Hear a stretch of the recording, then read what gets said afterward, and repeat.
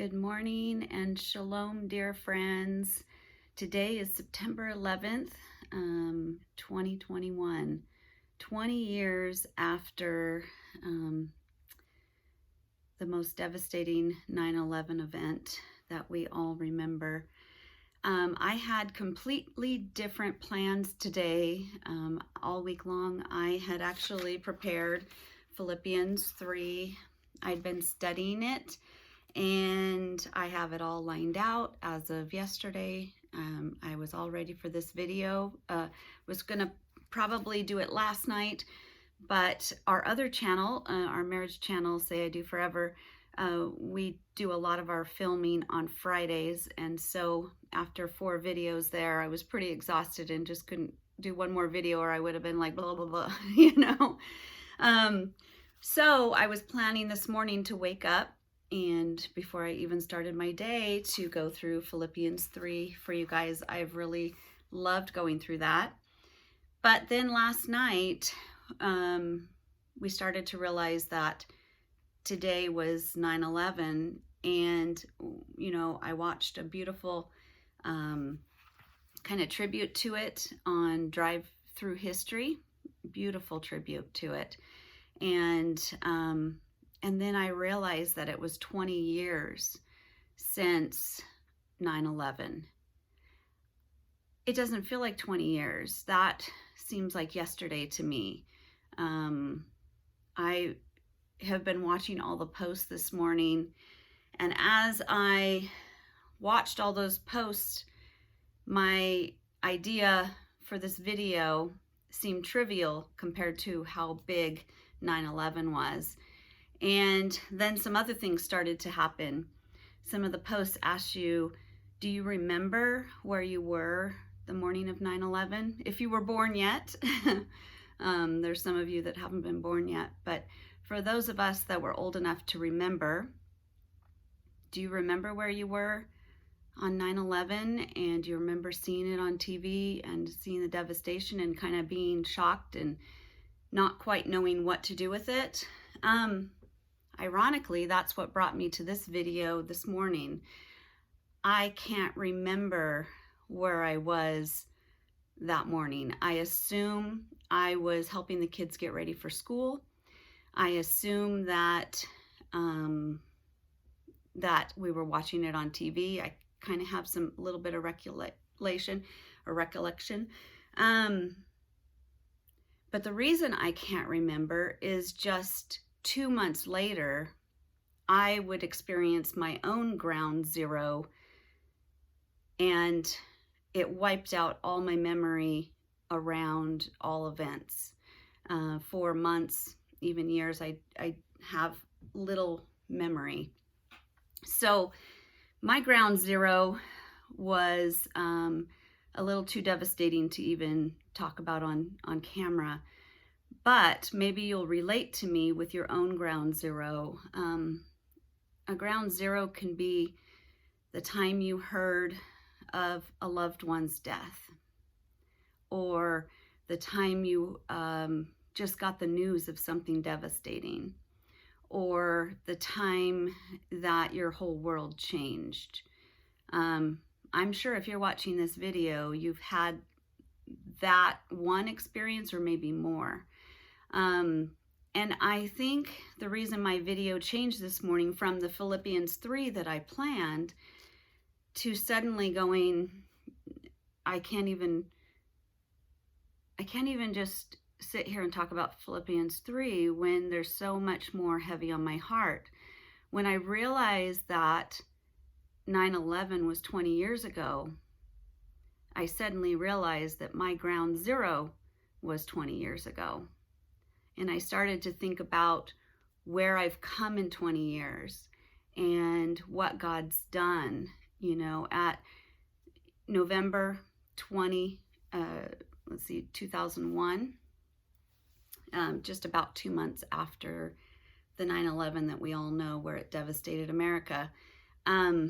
I got devastating news that rocked me to my core. As a young girl, a young child, whenever I was scared or confused, I would hide in my closet. It was a place I went to often.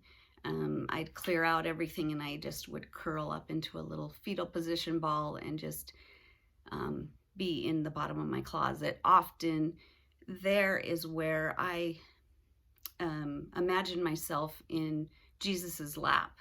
I imagine crawling into his lap and him holding me and protecting me as a child. So in November of 2001, I found myself with the devastating news, and the first thing I did was clear out the bottom of my closet. And I was 32 years old. And I'm over it, but it's still, if I go there, it rocks me. And I cleared everything out of the bottom of my closet, and I climbed down, and I just was like, Jesus, where are you? Jesus, have you ever been there? Did you get the news of a loved one dying, or something that maybe even a job loss, something that rocked your world, changed everything? That was my day 20 years ago after 9/11. Just 2 months after. So what I wanted to talk to you about today, and I did not plan on crying, was how amazing God has been in those 20 years. And that's, I think, what I'm so amazed at. I'm amazed that 20 years ago, I thought it was over. 20 years ago, I thought I couldn't go on. 20 years ago, my whole world stopped. And now I look back and I go, my life is so rich. You know, God promises in his word, and I'm trying to think where it's at. I think it's Isaiah 61. He promises to turn your ashes into beauty, and turn your crying, your mourning, into joy and dancing. That's not even 61, Isaiah 61, but there are so many promises in the Bible, and he's true.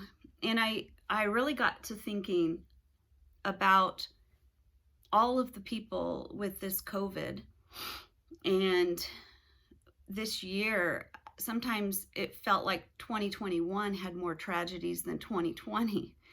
It's almost like 2020 happened and we all just held our breath. But then we thought it was over, and 2021 came, and then businesses went down and loved ones were lost. And maybe even your loved one wasn't lost because of COVID, but maybe it was cancer. Maybe it was a car accident. Maybe, who knows, you know, each of you has a different story. So some of you are at ground zero right now. You're standing around looking at the ashes all around you. It's like the towers fell and dust everywhere.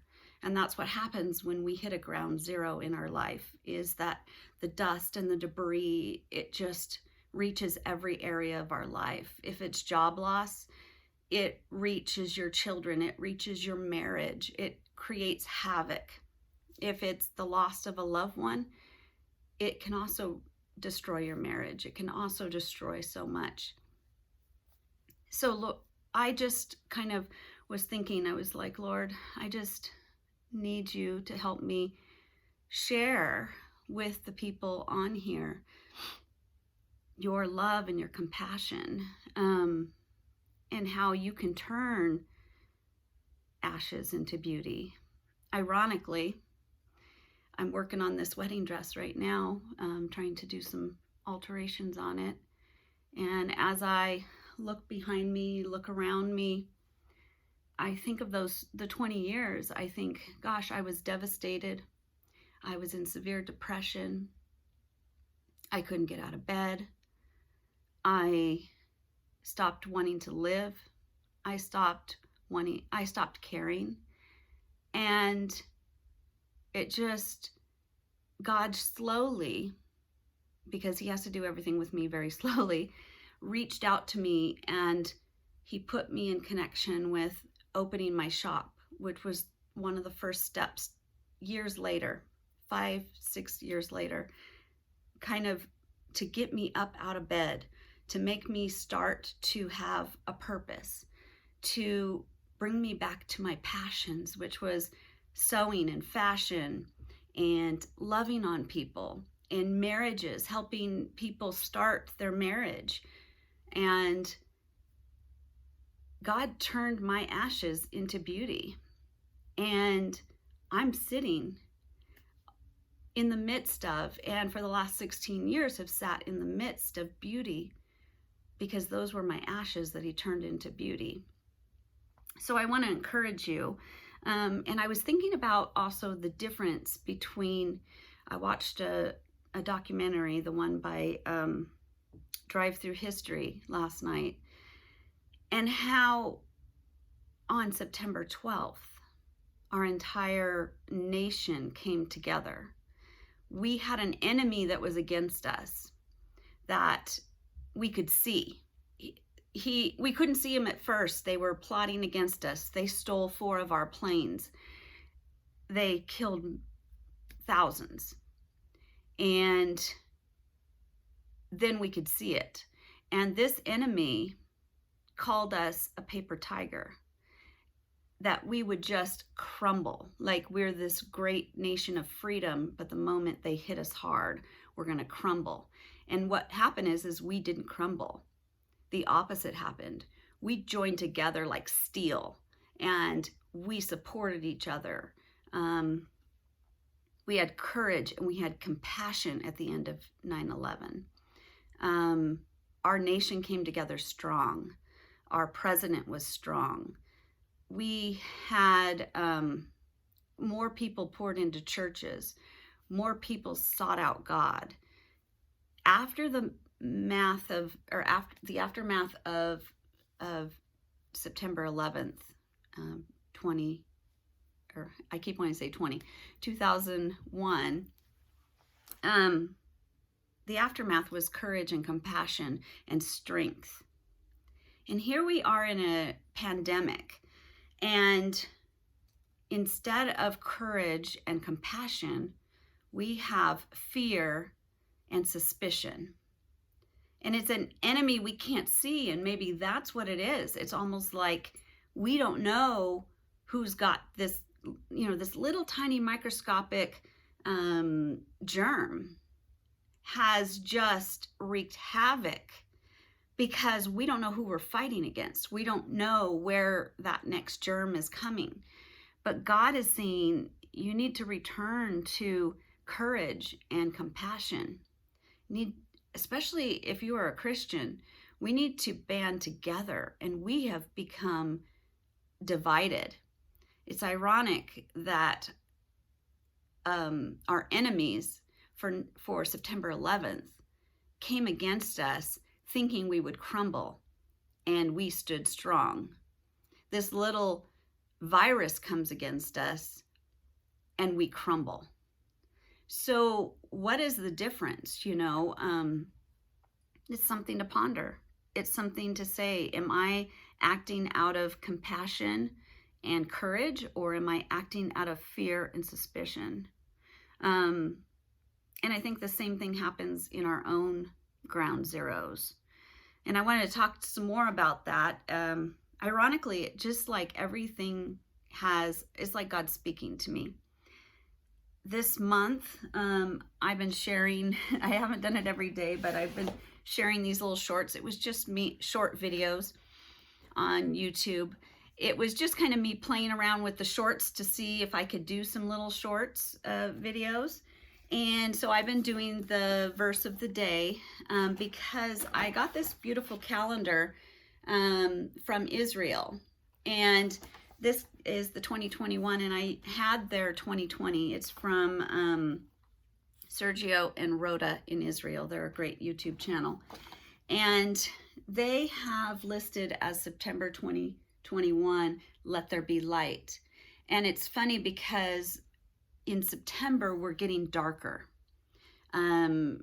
our days are getting shorter, we're getting darker, and yet they're naming it Let There Be Light. And every day they have a verse on light, which has been so interesting. And today's verse is 1 Thessalonians 5:5. You are children of light and children of the day. We don't belong to the night nor the darkness. So you are children of the light. You are children of the day. And we don't belong to darkness. And yet Christians all around the world right now are acting in darkness and fear. But what this calendar, I just feel like sometimes God just does a theme for you as you're studying his word and everything. I'm coming across all these verses on light. I'm coming across all of these things about 9/11, and it was the first time it dawned on me that it was 20 years, and it brought back this memory that at first kind of rocked my morning of, oh my gosh, the devastation. And then I got to the point where I was like, there has been great healing, there has been great forgiveness and grace. This has been actually the best 20 years of my life. I've grown more, accomplished more. God's done more miraculous things. This has been an incredible 20 years after Ground Zero. And in Psalms 147, it says that God heals the brokenhearted and binds up their wounds. Also in Isaiah 61, Isaiah has basically a prophetic word about Jesus coming, and that he would bind up the brokenhearted. He would heal. He would help them heal. And that is, I am like living proof that after Ground Zero, God can restore. God can do all of that. Ironically, in 2001, in March, way before 9/11, way before my own Ground Zero, I was awoken at 3 o'clock in the morning, and I couldn't go back to sleep and couldn't go back to sleep. And I kept feeling like God was just nudging me, go out in the front room and get your Bible. Go out in the front room and get your Bible. Go out in your front room. And I kept going, I just want to go to sleep. I just want to go to sleep. I just want to go to sleep. But I finally got out of bed, and I just kind of opened my Bible.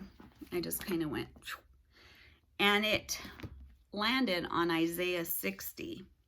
And it was kind of midway through Isaiah 60. And so the part that I have highlighted, and it's in my other Bible, and it says the date, I think it's March 3rd, 2001. The promise is, although you have been hated and forsaken, with no one traveling through, I will make you the everlasting pride and the joy of all generations. Instead of bronze, I will bring you gold, and silver in place of iron. Instead of wood, I will bring you bronze. This is the part that I hang on to. I will make peace your governor and well-being your ruler. No longer will violence be heard in your land, nor ruin or destruction within your borders. But you will call your walls salvation and your gates praise. The sun will no more be your light by day, nor the brightness of the moon shine on you. For the Lord will be your everlasting light, and your God will be your glory. Your sun will never set again. Your moon will wane no more. The Lord will be your everlasting light, and your days of sorrow will end. So imagine you get this promise, and you're like, it's going to be good from this point on. I'm hanging on to this promise. And in my other Bible, I don't use it a lot now because it has a lot of writing in it. I just poured over that for years. And because God gives me the promise in March of 2001, and 9/11 happens just how many months later, 6 months later, and then my own 8 months later, I am knocked down, and the things I said to God were, you said no more violence in my land. You said peace would be my governor. You promised me these things. And for the next quite a few years, none of this came true. And it made me mad that he gave me that promise. But what he was doing is telling me it's about to get bad, but I'm going to give you a promise on the front end of it that here's the light at the end of the tunnel. I wish I would have known then that this was a light at the end of the tunnel, not a promise for my daily walk, because my daily walk got harder and harder, and it became some of the most devastating years of my life. And this morning, as I looked to the calendar, and I was like, oh my gosh, tomorrow, September 12th, the verse of the day is the beginning of this chapter, which it's Isaiah 60, verse 1. It's right at the beginning of my promise chapter. It says, "Arise, shine, for your light has come, and the glory of the Lord rises upon you. See, darkness covers the earth, and thick darkness is over the people. But the Lord rises upon you, and his glory appears over you. Nations will come to your light, and kings to the brightness of your dawn. Lift up your eyes and look about you. All assemble and come to you. Your sons from afar, your daughters are carried on the hip." And it goes on into this promise, this long chapter in Isaiah 60.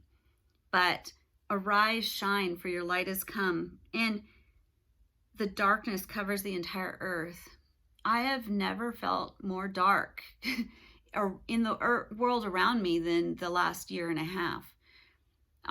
There's just so much darkness and so much like, is the world coming to an end? Is, what's going on? People are just living in fear and in darkness and in hate, and it's dark everywhere. But God says, arise, shine, for your light has come. Jesus is the light of the world. That was our verse a couple days ago. And I'm just really enjoying these verses on light.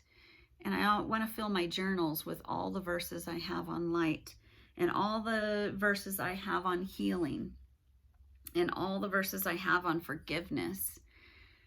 Because see, even after ground zero, 20 years later, yeah, the devastation still hurts. But wow, I'm more mature. I'm stronger. I have an amazing marriage. And the enemy didn't stop us. The enemy, Satan, did not destroy us. He made us stronger.